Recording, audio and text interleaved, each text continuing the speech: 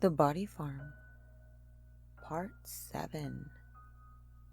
Written by Brian Martinez and brought to you by Midnight Pasta. I don't know why I bothered getting a new phone. I've been finding it so hard to concentrate lately. I can barely hold down a conversation. My thoughts often start in one place and end up somewhere completely different, to the point where I can't remember what I'd been thinking of in the first place. The other day, I managed to land a phone interview for a pretty decent job, but halfway through the call, I lost track of my words so badly, I actually forgot what the question was. I tried my best to recover, but it was too late. The woman thanked me for my time and got off the phone as quickly as she could. Not surprisingly, she didn't call back. I hate these phone interviews anyways. People half my intelligence judging me from 1,000 miles away. They're lucky we're not in the same room, so I can't slap the clipboard out of their hands. What was I saying? The phone. I got a new phone with my first unemployment check. I told the kid at the store they should replace it for free, but he said I hadn't gone for the extra insurance, so I had to pay for a new one. This kid couldn't have been a day over 20, and he gets to bully me into spending a chunk of my unemployment on something I already bought? He wanted me to upgrade my contract too, until I got loud with him. He dropped the sales pitch pretty quickly after that. I'm doing it again. The point is, someone keeps calling me and hanging up. At first, I thought it was a problem with the new phone, but then I called the number back and heard breathing on the other end. It wasn't lewd or anything, more, panicked. After listening to it a few seconds, I got pissed and said, "Hello? Who is this?" There was a loud sound like whoever it was slammed their phone down, and then the line cut out. They haven't called back since, but I'm still waiting. It's not just the phone calls. Last night I was woken up by a knock on the door in the middle of the night. When I answered it, no one was there. No one at my door. No one in the hallway. I got to the door pretty quick too. Quicker than it takes for the elevator to come up from the lobby. There's a stairwell they could have taken down, but the door squeaks so loudly, I definitely would have heard someone open it. So, either one of my neighbors knocked on my door at 2 a.m, or the invisible man. I've called the police more than once, but they're no help. They came out to my apartment and took my statement about Andrews and the other fake detectives, but they didn't seem too convinced by my story. Whenever I ask about the attack that put me in the hospital, they say that the case is pending further evidence, which is a nice way of saying it's closed. I won't give up though.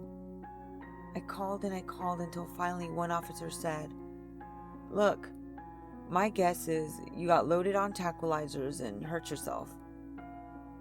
These are the people that are supposed to be protecting me.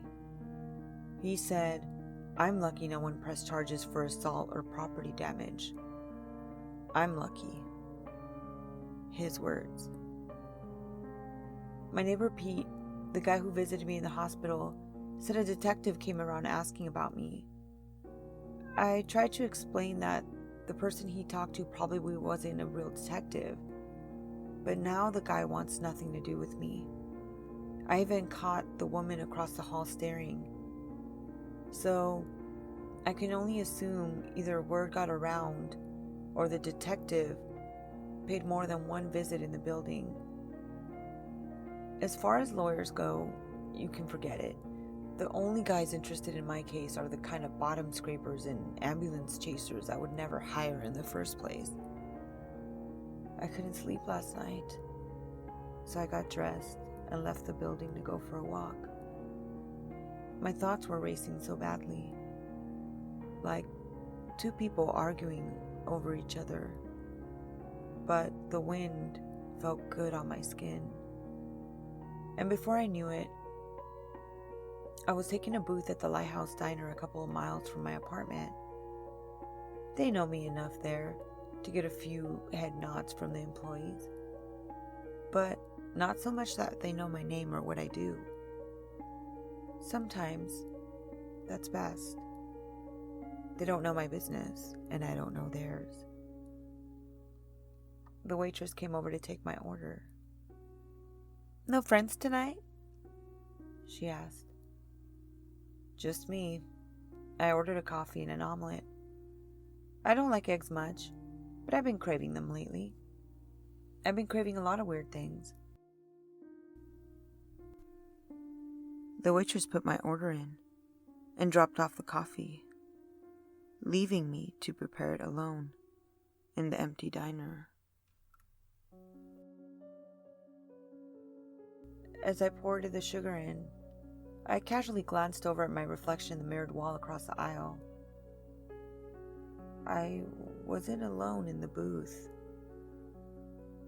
The man seated across from me was immediately recognizable as Andrews, or whatever his actual name is, dressed in clothes that weren't trying to make him look like a detective. I understood right away that I wasn't seeing a ghost or anything like that. It was a memory, a slice of something forgotten coming through.